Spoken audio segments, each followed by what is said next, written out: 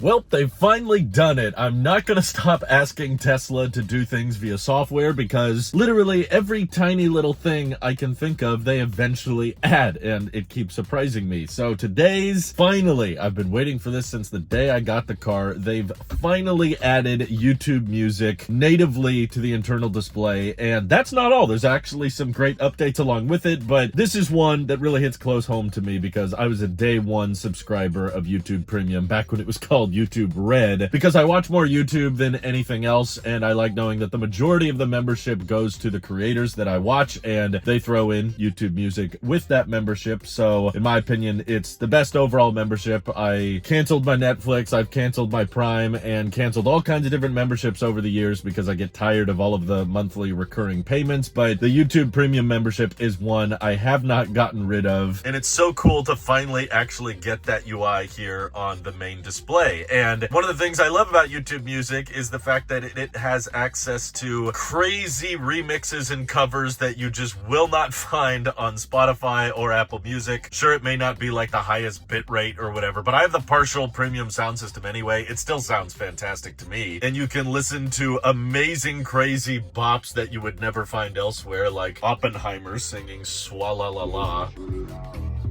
You're just never gonna get gold like this anywhere else. Or Homer Simpson singing Viva la Vida.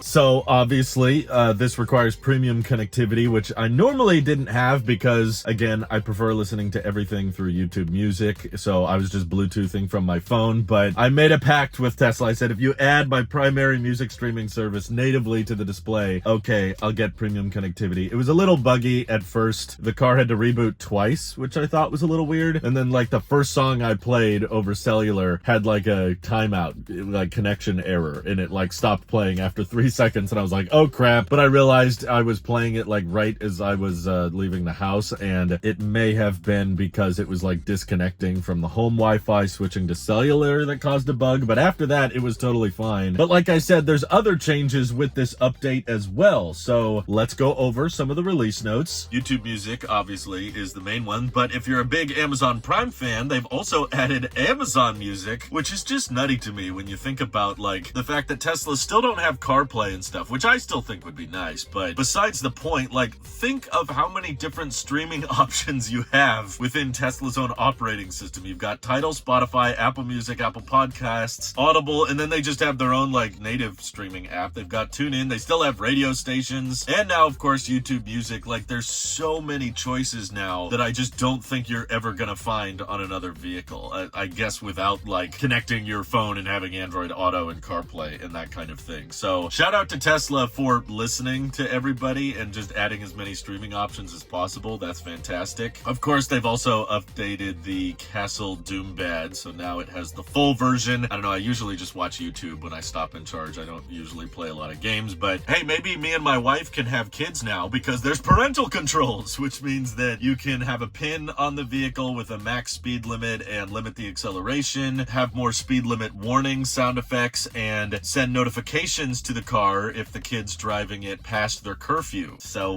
if you want to monitor your kids a little bit closer, you can. This is one I'm actually looking forward to a lot that we read about, navigating to sub-destinations. Literally the example they use is the exact reason. It says you can select a specific terminal at an airport, which is something I really missed and utilized on Apple Maps back when I was using my phone for navigation, and now they finally added it to the car. So thank you for finally adding that. This one I was excited about, but honestly I haven't noticed yet, even though I've been driving around the car on this version. But yeah, basically your status bar will show local weather conditions, and if air quality is poor, it shows an AQI symbol with an index value. Maybe the air quality is just great where I am because I can't get it to show the AQI. I guess that's a good problem. But I guess if you're navigating to a place, it will also show whether or not there's a chance of rain, but that requires premium connectivity. Really? How much data could that possibly use? Although I must say something that's a little bit of a disappointment for me me is originally when I heard through the leaks and rumors about Tesla adding scheduled charge and preconditioning, I was really hoping this would mean that I could manually precondition the battery for fast charging. Because all the time there are situations where it's like we're going to a friend's house or we're running errands and running groceries, but then we plan to supercharge the car after we run all of our errands. So to keep the car preconditioning, I have to route it to the supercharger, but then ignore the routing. And I think that's just really dumb and annoying, especially if it's in a place where like you know exactly where the supercharger is. You don't need it constantly rerouting as you're driving to different grocery stores or your friend's house, but you still want the battery to be preconditioning during that time. So I went into the settings. Obviously, I went to the scheduled section, and sadly, it isn't doing what I thought it would do. It basically just says you can schedule it to precondition, which just means adjusting the cabin temperature and warming up the battery, as in like if it's cold out, it warms the battery for optimum performance. It is not warming up the battery to the degree that it needs for adequate fast charging speed. So that's still on my list, Tesla, please. I know you want everything to be so simple and you don't even think about it. Everything just works, but come on, just bury it in settings. It doesn't have to be something everybody knows about, but just some kind of manual way without me having to go to a third party and buying special buttons to mount somewhere in my car. Just using the main display. There should be a way for me to tap a button and it starts preconditioning the battery for fast charging, regardless of where I'm navigating. Aside from that, they just have a basic little security improvements tab, and it's funny that they actually mention this in the other updates section, because it says there's a redesigned climate panel which allows you to select your comfort settings with ease, and when in auto, the fan speed may now automatically lower to reduce the sound of ambient noise during a phone call. These are really good features. Like, I would have given them a dedicated section over here. Finally, thank God you can make Zoom meetings go in full screen as well. I feel like that should be like any application. If you're in park, just, you know, get rid of this because it's not doing anything half the time. But yeah, I was like reading through the other updates section and I went, wait a second, you updated the climate control panel? So I tapped over here and opened it up and I was like, whoa, okay, they did change things. So now like keep, dog mode, and camp mode have been moved up top. They got rid of like the lines around all of the individual buttons. So now there's just kind of lettering and icons, which when I first saw them online, I wasn't sure how I felt about them, but now that I have it in the car in person, they actually made the icons a bit bigger than I think they used to be, and I actually don't mind it all that much. You know, at first I was like, hey, it's kind of helpful, you know, to have like the line so people know where the button is, but now I've realized people are